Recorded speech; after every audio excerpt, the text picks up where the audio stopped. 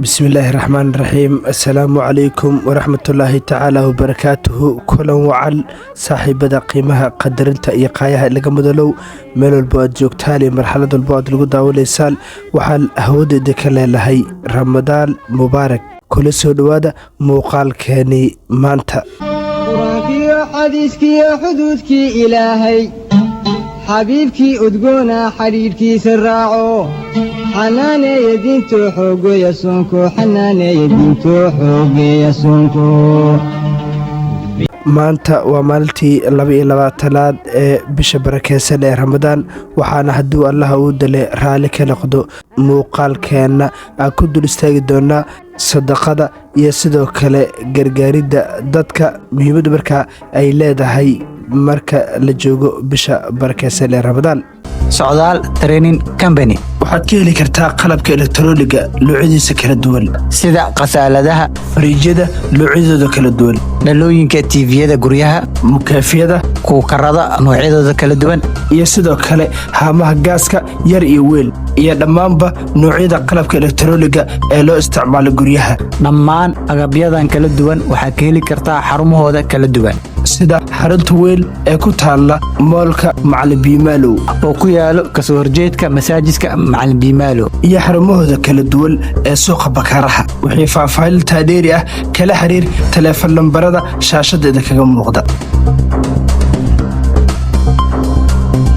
qodobada haddii Allah uu dalay raali ka noqdo aan markaa muuqaalkeena ku dul istaagi doono waxaa ka mid ah waa maxay macnaha sadaqada ramadaanka, maxaa loola jeedaa gargaaridda dadka ayaan daawadayaal isla eegi doonaa. maxaa laga rabaa qofka gargaarka sameynaya, astaamaha ama shuruudaha marka laga rabo qofka gargaarka sameynaya ayaan daawadayaal idinla wadaagi doonaa.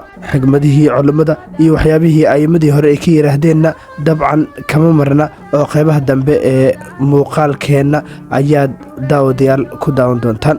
qodobadaas ayaan daawadayaal daqiiqadaha soo socda muuqaalkeena ku dul istaagi doonaa ee mar kale soo dhowaada Ramadaan mubaarak.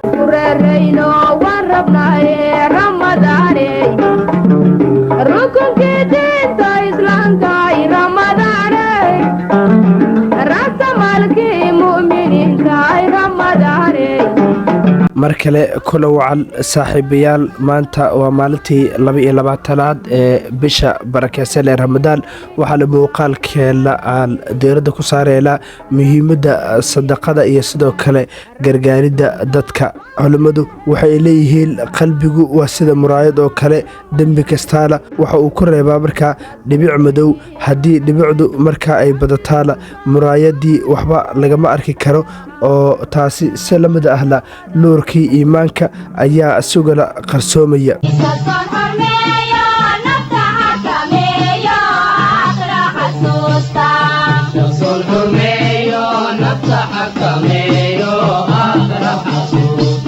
waa hagaage haddii markal aylu eeglo waa maxay macnaha sadaqada ramadaanka. sadaqadu waa in qofka muslimka ah uu bixiyo qayb ka mida haltidiisa ama xooggiisa si markaa uu ugu dhowaado alle subxaanahu watacaala ramadaanka dhexdiisa. waxaa markaa loola jeedaa laba nuuc oo waaweyn sadaqo waajib ah sida markaa sakada oo kale. dad badan ayaa doortay inay bixiyaan sakada bishan si markaa ay u helaan ajar labalaab ah. sidoo kale waxaa isaguna waajib ah sakaatulfidriga oo la bixiyo inta markaa aan la dukan salaada ciidda.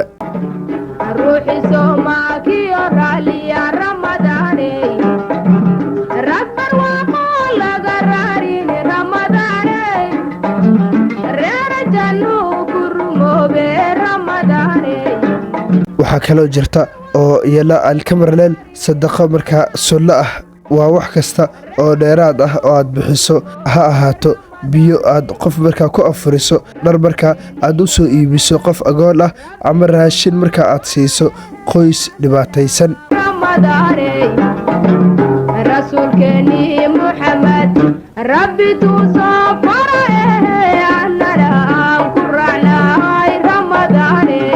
gargaarku waa ka ballaaran yahay lacag keliya. culimmadu waxay leeyihiin gargaarku waa in markaa aad culayska ka qaaddo walaalka muslimka ah ama walaasha oo muslim ah.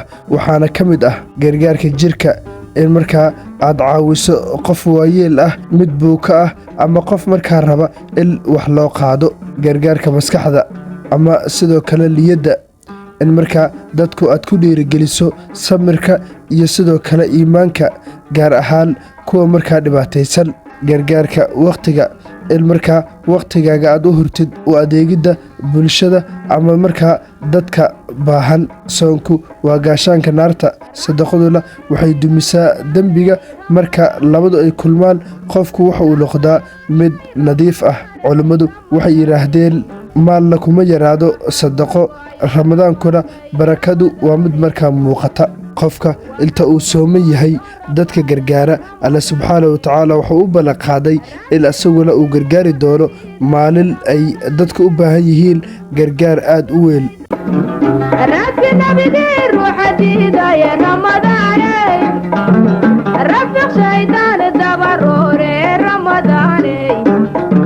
guud ahaan daawadayaal muuqaalkeenii maanta oo aan kaga hadlaynay sadaqada iyo sidoo kale gargaaridda markaa dadka inta lagu guda jiro bisha barakeysan ee ramadaan iyo muhiimadda markaa ay leedahay, intaas ayaan ku soo koobaynaa. maantana waxay ahayd maalintii 22aad ee bisha barakeysan ee ramadaan. waxaana muuqaalkan uu ka mid ahaa muuqaalo taxalo ah oo aan ugu talagalnay inaan u soo baahino bulshadeenna inta markaa lagu guda jiro bisha barakeysan ee ramadaan. haddii dabcan muuqaalkan uu ku xiiso geliyey ama aad ka heshay ama wax un aad ka faa'iiday, waxaan kaa codsanaynaa oo si naxariis la'aan kaaga codsanaynaa in markaa aad sheer iyo laagba isugu darto si markaa uu gaaro saaxiibo fara badan oo wanaagsan sidaadoo kale. mahadsanid.